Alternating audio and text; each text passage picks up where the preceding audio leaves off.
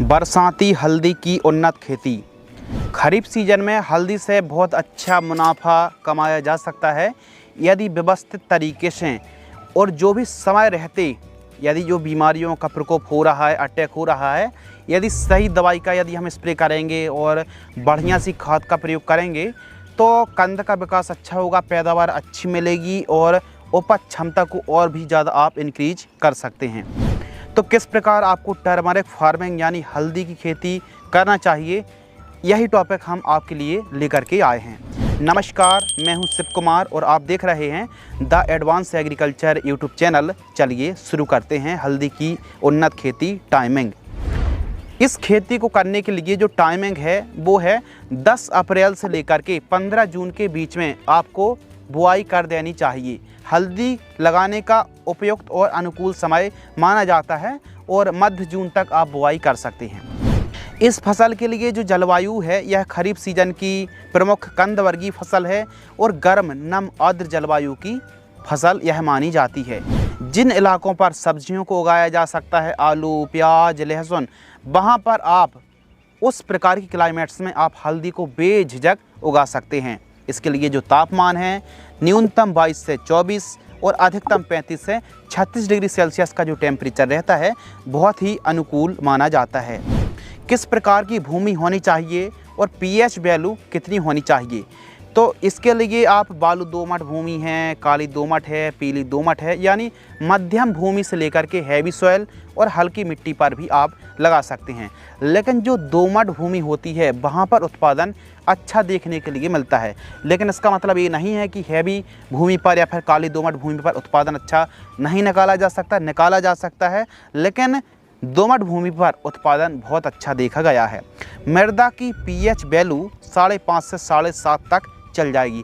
यदि 7.5 से अधिक है तो फिर 50 किलोग्राम जिप्सम खेत की तैयारी करते समय प्रयोग कर लेना। मिट्टी को अच्छी भुरभुरी करा लीजिए और कल्टीवेटर से, डग फीट से अच्छे से आप मिट्टी को तैयार कराएं, प्लोविंग कराएं और उसके बाद खेत की चारों साइड साफ सफाई, मिट्टी को अच्छी भुरभुरी करा करके बेड तैयार करें, बेड निकालिए। बेड बनाते समय जो खाद आप प्रयोग कर रहे हैं, आप NPK 12-32-16 3 बैग या फिर जो SSP खाद आती 3 बैग इस्तेमाल करना है और इसके साथ गोबर की खाद 3 से 4 ट्रॉली और रिजेंट लगभग 10 किलोग्राम 1 एकड़ में प्रयोग करना चाहिए। अब आप SSP प्रयोग कर लीजिए या फिर NPK 12-32-16 प्रयोग कर लीजिए, फ़ायदा ही मिलने वाला है। लेकिन आप SSP में जा रहे हैं तो फिर आप 2 बैग SSP और 1 बैग DAP भी इस्तेमाल करना बहुत अच्छा ऑप्शन माना जाएगा। बेड विधि से खेती करें, कंदों का विकास अच्छा होता है। इस प्रकार जो वीडियो पर आप देख रहे हैं इस प्रकार बेड तैयार करें। बेड से बेड की दूरी 2.5 फीट, बेड की चौड़ाई 2.5 फीट और बेड की जो ऊंचाई 1 फीट रखनी चाहिए। बेड से बेड जो सेंटर से सेंटर की यदि हम बात करें तो वो 5 फीट के आसपास होना चाहिए। उन्नतशील किस्मों की बात करें तो सीलम वैरायटी को लगा सकते हैं। फूले स्वरूप मध्य प्रदेश और महाराष्ट्र में काफ़ी ज़्यादा लगाई जाती है। शगुना वैरायटी को लगा सकते हैं और प्रगति जैसी वैरायटी को आप लगा सकते हैं। यह सभी जो हल्दी की वैरायटी हैं, यह पीली हल्दी जो गांठ वाली हल्दी होती है, पीली हल्दी वाली वैरायटी, इनको आप लगा सकते। 1 एकड़ में आपको 6 से लेकर के 8 क्विंटल गीली कांदियों की आवश्यकता पड़ने वाली है, जो मार्केट में 2,500 रुपये से लेकर के 3,000 रुपये प्रति क्विंटल का रेट हमको देखने के लिए मिलता है। सूखी हल्दी की गांठों को नहीं लगाया जाता, बल्कि गीली हल्दी की कांदी जो आती हैं वो आप लगा सकते हैं। इसके अलावा डिस्टेंस की बात करें तो पौधे से पौधे की दूरी 20 सेंटीमीटर, लाइन से लाइन की दूरी 30 सेंटीमीटर रखनी चाहिए और जो गहराई है वो आपको लगभग 2 से लेकर के 3 इंच गहराई पर बुआई करनी चाहिए। 2 इंच गहराई पर बुआई करना सबसे बेस्ट ऑप्शन माना जाता है। और जब आप एक बेड पर प्लांटेशन कर दी, बुआई कर दी, तो फिर एक बेड से दूसरे बेड की जो दूरी है वो आपको लगभग 3 फीट के आसपास रखना चाहिए। यदि हम बीज उपचार की बात करें तो जो कांदियों को आप लगा रहे हैं, आने वाली बीमारियों से कैसे प्रोटेक्ट किया जा सकता है प्लांट्स को, अंकुरण को, स्प्राउट को, तो इसके लिए BASF कंपनी की झेलोरा को 10 लीटर पानी में 50 ml घोल करके बीज उपचार करना चाहिए। या फिर एवरगोल एक्सटेंड है, या फिर यह जो 3-4 फंगीसाइड दिख रही हैं इनका भी आप प्रयोग कर सकते हैं। सिजेंटा कंपनी की वाइब्रेंस इंट्रीगल से भी आप बीज उपचार कर सकते हैं। इन फंगीसाइड से आपको रिजल्ट अच्छा मिलता है। इनमें कीटनाशक भी होती हैं, फंगीसाइड भी होती हैं, बैक्टीरिया भी होते हैं, तो इनका फ़ायदा बहुत अच्छा होता है। और जो आप बुआई कर रहे हैं जैसे पोटैटो प्लांटर या फिर हाथों से भी बुआई कर सकते हैं। जिस प्रकार आप आलू अदरक की बुआई करते हैं उसी प्रकार आप हल्दी की भी बुआई कर सकते हैं। हाथों से भी आप बेड में ही लगाएं तो ज़्यादा फायदा होगा, हाथों से बुआई कर सकते हैं। सिंचाई की बात करते हैं तो ड्रिप से 10 से 12 दिनों के अंतराल पर सिंचाई करनी चाहिए। और जो वीट कंट्रोल हैं, खरपतवार की रोकथाम की बात करें तो ज़्यादा खरपतवार नाशक स्प्रे ना ही करें तो बेस्ट है। निराई गुड़ाई करें। पहली निराई गुड़ाई 35-40 दिन के आसपास की फसल होती है और दूसरी निराई गुड़ाई 65 से लगभग 75 दिन के आसपास की फसल होती है। तो 2 से 3 निराई गुड़ाई बहुत अच्छी होती हैं। और हल्दी की खेती जिन खेतों पर जो हरी घास है, हरी घास गर्मियों के दिनों पर बुआई करके कंपोस्ट बनाकर खेतों में मिलाया गया है, वहाँ पर कार्बन की मात्रा बढ़ी है। यह काम आप भी कर सकते हैं। यानी जो ढेंची की बुआई है, हरी खाद की बुआई करके जब फसल तैयार हो जाए तो रोटावेटर से या फिर देसी हल से उसको मिट्टी में मिला दीजिए। इससे कार्बन की मात्रा बढ़ जाती है। रासायनिक खादों का प्रयोग आपको कम करना पड़ेगा। और बाकी बुआई के समय मुर्गी खाद है, गोबर की खाद जैसी ऑर्गेनिक खादों का भी आप इस्तेमाल कर सकते हैं। यदि हम स्प्रे शेड्यूल की बात करें तो हल्दी की फसल पर बरसात के दिनों पर कौन कौन सी समस्याएं आ सकती हैं, आइए समझते हैं। फंगस में पर्पल ब्लॉच, कंद गलन की समस्या आती है, लीफ स्पॉट है, पर्ण चित्ती रोग आता है, ब्लाइट आती है, स्टेम बोरर है, सेमीलूपर्स है, एफिड जैसिड्स, सफ़ेद मक्खी, वाइट ग्राब और कुछ इल्लियों का प्रकोप देखने के लिए मिलता है। लेकिन कंद में गलन की समस्या भी आ जाती है।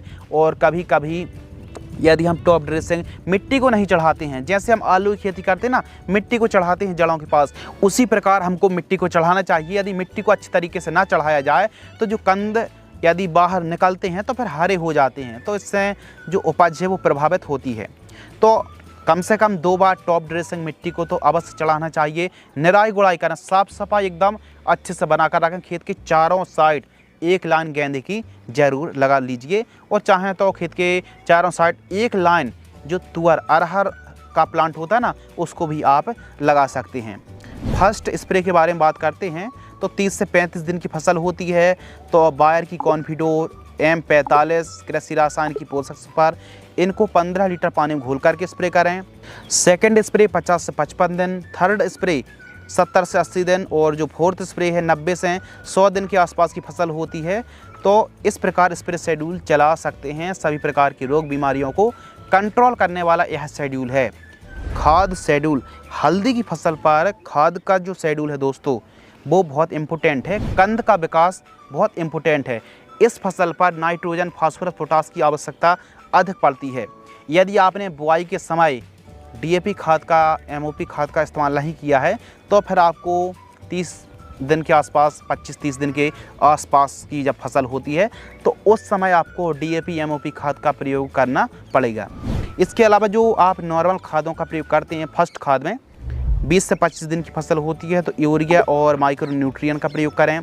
सेकंड खाद 35 से 45 दिन की फसल होती है और वहीं थर्ड खाद 55 से 60 दिन की फसल होती है। तो यह जो खादों का आप डोज कॉम्बिनेशन देख रहे हैं दोस्तों, इन खादों को जड़ों से 1 से 2 इंच दूर, छिटका विधि से खाद को नहीं देना, जड़ों के पास आपको खादों को देना चाहिए। इससे फायदा अच्छा होता है। और पूरा 1 एकड़ की दर से डोजेस बता रहे हैं।